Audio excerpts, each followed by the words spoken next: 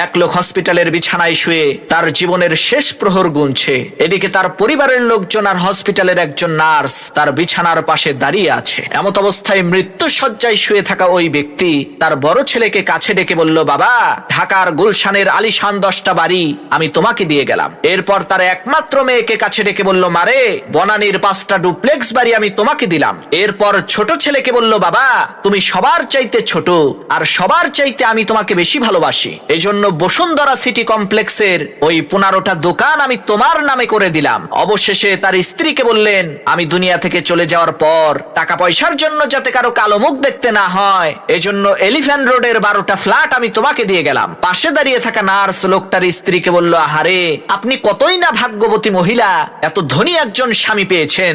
মৃত্যুর আগে আপনার স্বামী আপনাদেরকে কত ধনসম্পদ দিয়ে যাচ্ছে। নার্সের এই কথা শুনে লোকটার স্ত্রী বলল, কি সব যাতা বলেন, কিসের ধনী কিসের সম্পত্তি? আমার স্বামী তো পেপার বিক্রেতা, সকাল সকাল পত্রিকা বিতরণ করার জন্য আমাদের সবাইকে লোকেশন ভাগ করে দিচ্ছে।